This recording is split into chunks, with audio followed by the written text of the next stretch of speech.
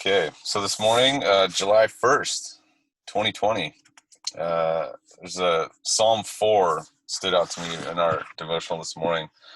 And I wanted to, my thought this morning is this morning's devotional could be titled Sex, Drugs, and Rock and Roll, because just trying to up our YouTube views. But yeah, so sex, drugs, and rock and roll. Let's jump right into it. Psalm 4. Psalmist writes, "You mortals," on behalf of God, "you mortals, how long will you dishonor my glory? How long will you worship dumb idols and run after false gods?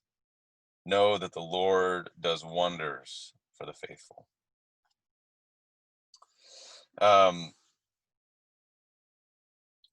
I think, if you look at the church in its, recent history, at least, right? That term, sex, drugs, and rock and roll, right? I mean, that's like the sort of the church can be viewed, correctly or not, sometimes as this stronghold of a community opposed to such evil forces, in our world.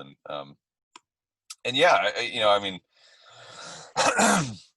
there are ways in which sex is um is twisted and to become this terrible thing, and drugs, and I mean, that, like, there are valid arguments to approach life in a way that is approaching sex in the right way, and avoiding drugs, and being mindful of what we're listening to. I'm not saying these things are like all great, like, yeah, go forth, sex, drugs, and rock and roll. But I think too, there's this acknowledgement that really in the church these days, there's this kind of reawakening into a way of life that acknowledges there are idols that we have placed in our lives that are contrary to God Himself. There are false gods that we've sought after, they're more than just sex, drugs, and rock and roll, right? The quote from the devotional this morning. So it's July 1st. We got a new month, and each month there's a focus on monthly action, kind of things we can be doing actively to engage our faith. Here's the reflection on the monthly action for July. There's something to be said for a theology of place, choosing to orient our lives around community for the sake of the gospel. So much of our culture is built around moving away from people rather than closer to them. In many of the wealthiest countries in the world, we've lost the sense of a village, and we have some of the highest rates of home ownership and some of the highest rates of depression. We're some of the wealthiest and loneliest societies the world has ever seen. We live in a mobile culture in which people are used to moving every few years, and in which many folks will uproot without question to move for a higher paying job.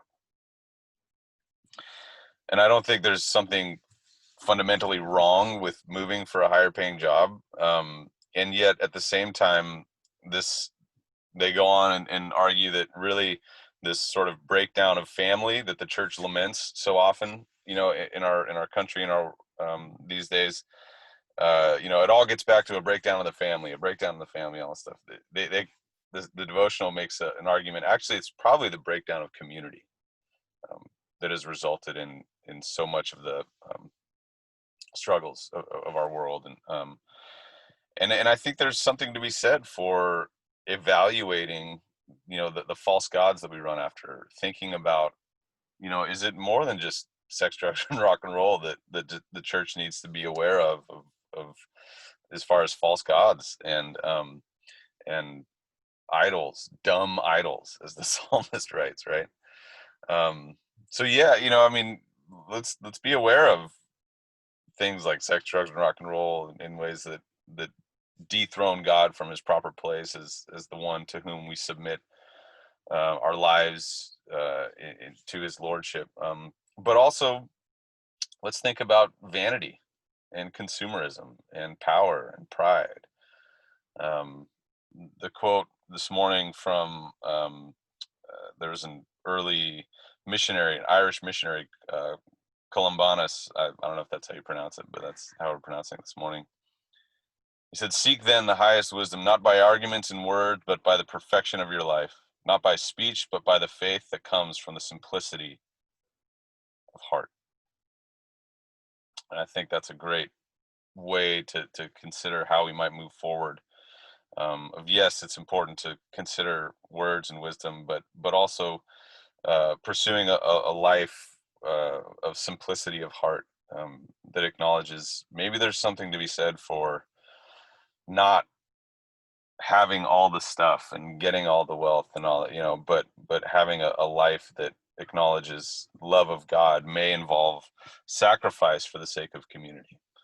Um, and so I thought the prayer this morning, the closing prayer from the devotional, is a good one for us to consider. It says, "Thank you, Lord, for your mercy and forgiveness. Help us to hear your word and to follow you today. Numb our ears to the persistent call of idols like vanity, consumerism, power, and pride. Enable us to lead lives tempered by the awareness of others' needs and propelled by your love." Amen.